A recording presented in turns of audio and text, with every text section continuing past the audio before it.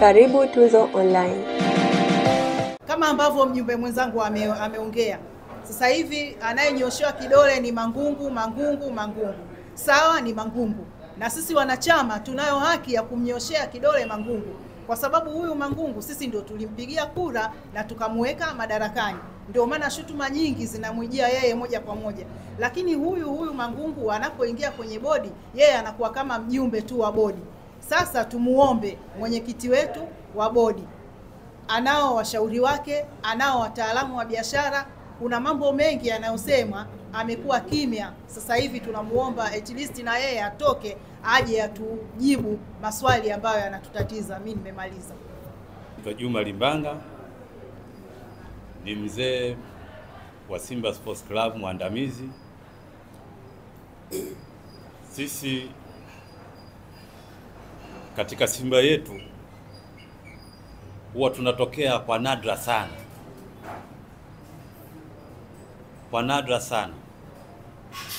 Jumbe wa katiba ameogelea vitu vingi sana ambavyo vinatija ya kutuamsha sisi sasa, na sisi kama wazee tuwaagize vijana wetu kule mbele, kwa yoyote aliyelala, kwa yoyote ambaye alikuwa anaona mwenzangu atafanya, sasa kila mmoja ashike nafasi yake, aitendee haki kama alivyoaminiwa. Klabu ya Simba ikiwa kama haya tunayoyazungumzia na haya tunayoyasikia na ndivyo hilivyo, basi itakuwa ni maajabu klabu ya Simba kuwepo katika 10 bora na tukaendelea kuipigania. Nikinukuu kauli ya mwenyekiti wetu wa bodi ambaye ni rais wetu wa heshima, anasema Simba anataka aipeleke kwenye nafasi ya kugombana namba 1 barani Afrika. Lakini kwa msingi huu ambao mjumbe wa katiba hapa amejaribu kuuelezea kwa mapana na kumshauri na kumuomba aingie katikati aone anacheza ngoma gani, nafikiri yeye mwenyewe huko aliko anatakiwa atambue kwa msingi huu hatuwezi kushindana na National Ahli, hatuwezi kushindana hata na Esperance.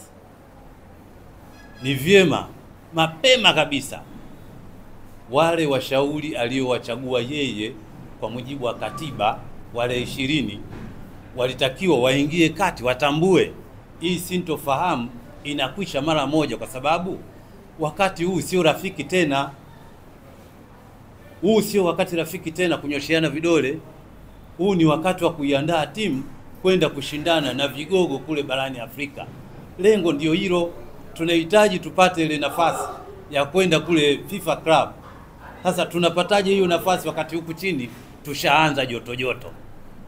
Na kwenye mitandao kila kukicha inazungumziwa Simba katika sura ngumu, utafikiri imechukua kombe, lakini kumbe inazungumziwa katika sura ya uchochezi. Sasa mimi niwaombe wale wajumbe walioteuliwa na mwenyekiti wetu wa bodi ambaye ni rais wa heshima, wakae chini na wao waingie kati. Kama hawatopata suluhu ya jambo hili, kama vile alivyogusa mjumbe wa katiba kwamba mwenyekiti wa Simba Sports Club Mheshimiwa Murtaza Mangungu na mwenyekiti wa bodi wanaongea kwa tabu, na ikiwezekana inaona kuna viashiria ambavyo unaweza kumuunga mtu mkono japo anachochea, kwa maana mwenyekiti wa bodi unapokuwa umuoni kwenye tukio zito la mtani wetu anawekewa kombe hadharani ili aende akalichukue mbele yetu, ni tukio kubwa sana. Kwanza mimi katika kumbukumbu zangu ninavyokumbuka, Yanga hii ni mara yake ya kwanza kuchukua kombe mbele ya uso wa Simba. Huko tulikotoka kote alikuwa achukui. Yeye atatufunga tu maeneo mengine, lakini kombe lile pale hachukui. Nakumbuka mwaka 73 Yanga alifungwa goli moja. Toka kipindi hicho sijashuhudia Yanga anachukua kombe mbele ya macho ya Simba. Lakini mwaka huu kachukua. Kibaya zaidi katufunga back to back mara 5. Sasa hii inaonekana bodi washtuke, sio wajifiche kwenye kichaka cha kumdondoshea Mangungu. Hii back to back mara 5 na anakuja kuchukua kombe mbele ya macho yetu. bodi walitakiwa wasinyosheane vidole, waitane na washirikiane na Mangungu na mwenyekiti wetu wa bodi ya ligi, bodi ya Simba, wakae chini. Sio wakati tena wa kunyosheana vidole. Sisi wazee tumekuwa tunatokeza mara kwa mara kwa sababu ya, lakini sasa kwa hili tunawashauri, tunawaomba kabla hatujaharibikiwa. Muda bado tunao, weledi tunao, uwezo tunao, tukae chini tuitengeneze timu kama vile anavyosema kocha wetu anaitengeneza timu. Sisi tuna sababu gani ya kunyosheana vidole? Hatuna sababu ya kunyosheana vidole. Kwa hiyo ningependa nimshauri mwenyekiti wa bodi ya Simba Sports Club, pia Murtaza Ali Mangungu, na hawa ambao ni bodi ya washauri, hawa ni washauri waliochaguliwa na mwenyekiti wa bodi, waitane, wakae pamoja. Kama watashindwa, basi kuna sababu za kumuomba Mheshimiwa Rais Samia Suluhu Hassan, kwa maana jambo hili analiweza. Kama huko tulikotokea kuna watu walisema hatuchezi ng'o na fulana wakachapisha. Sisi tulitokeza mbele yenu waandishi wa habari, tunawaambia watani zetu, njooni, kufungana ndio vitu vya kawaida. Leo mnatufunga sisi, kesho mtafungwa nyie. Hatimaye wamebadilisha maneno yao, wamekuja. Angalia Mungu alivyowaajabu. Waliokuwa wanaogopa ndio wamepata matokeo.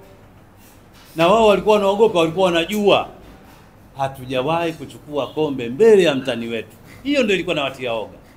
Lakini wamepata. Sasa sisi tuna tatizo gani? Mimi niwaombe Murtaza Ali Mangungu, mnanisikia?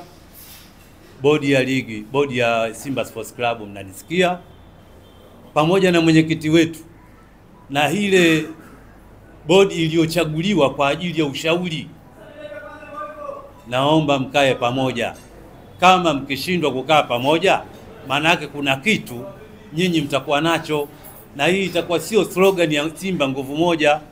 Sisi huku tuko hoi chini huku, viongozi wa matawi, wanachama, wapenzi, mbona tunakaa pamoja na tunasubutu kutoa vyetu kwa ajili ya kuipambania Simba yetu? Sasa vipi leo bodi mtafautiane wakati nyinyi kule mko kivulini? Mimi siamini, lakini nitakuwa mtu wa mwisho kuamini kama bodi ni chombo kinachoweza kufanya maamuzi ya hovyo kwa kuto kushirikiana na wanachama. Na kama wanamsusia Mangungu, maana yake wanasusia wanachama. Hapo watakuwa wamekwenda tofauti na katiba. Ndugu zangu, na nyinyi wana habari, mtani wako hawezi akakugaragaza mara 5, alafu hiyo mara ya 5 kombe uwanjani. Bodi tunaiomba, jengeni msimamo wa pamoja, mtoke na neno moja. Sisi kama wazee tuna utayari wa kuyapokea yale ambayo nyinyi mtakubaliana. Simba nguvu moja. Mimi sina mengi zaidi. Ziwa moto na huku wanachama hawaelewi. Sasa tunapaswa wanahabari tuliendee jambo kwa msingi wa kuijenga Simba Sports Club. Maana Simba ilipokuwa ya 5 barani Afrika, hii ni sifa pekee. Katika Afrika Mashariki hakuna timu mpaka hivi sasa ipo kwenye 10 bora, na tunatarajia tujipange mwakani tusogee kwenye 4 bora ili kule dunia itambue kuna Tanzania imewakilishwa na klabu fulani. Naomba na nyinyi wanahabari muwe na maumivu hayo. Simba, asanteni sana. Gogo moja. Mimi naitwa Anthony Mambeta, mwanachama wa Simba, kadi namba 186. Mengi wamedifilisi wenzangu ambao wametangulia, hasa mjumbe wa katiba. Rai yangu kuu, hawa watu washirikiane. Tunapowapa dhamana ya kuongoza mpira au taasisi, maana yetu ni kwamba sisi tunaangalia kwa ukaribu mno. Tunaangalia taasisi kwa ukaribu mno. Tunapenda utendaji uwe wa hali ya juu. Unapomleta mwekezaji mahali pako pa kazi au kiwandani, inamaanisha kuwa ile taasisi ikue, sio irudi nyuma. Kwa hiyo kama narudi nyuma, uwekezaji ni butu. Kwa ujumla nasisitiza tena kwamba rai yangu ni ushirikiano. Tufanye kazi kama nyuki. Mwalimu Nyerere, namnukuu baba wa taifa marehemu, alisema hivi, mtu mwenye busara akikushauri jambo la kijinga ukilikubali atakudharau maisha yake yote, lakini ukilikataa atakuheshimu sana. Si ndio jamani? Kwa na sisi mzigo mkubwa tunampelekea mwekezaji kwa sababu ndio shughuli yake kuja kwetu. Na jingine ambalo wenzangu hawakulisema, tunataka tujue pia uwekezaji umefikia wapi. Shida nyingine zote hizi huenda zinatokea humo. Na ukiwa baba wa familia au mama wa familia, nyinyi ni wazazi, maisha ya watoto wenu lazima muyafuatilie, si ndio? Wale wapiga dili mule ndani, kwa nini anakaa nao? Unataka kuniambia unapotoa pesa mtu akikutapeli huwezi kujua kwamba ni tapeli? Achana naye, tengeneza timu nyingine ambayo italeta mafanikio. Unatoa pesa za usajili, watu wanakula, wanaita wachezaji wajinga tu ajabu, haifai. Kwa hiyo mimi moja kwa moja rama zangu zinaenda kule mbele, yaani kwa nahodha mwenyewe atuendeshee chombo chetu salama ili tufike mahali tukae salama kwa furaha. Sasa hivi hatuna furaha kabisa. Hii hali mpaka lini? Sina maneno marefu kwa sababu mengi umemaliza wenzangu. Nikiongea zaidi hapa itakuwa bala. Si vyema. Mungu awabariki sana.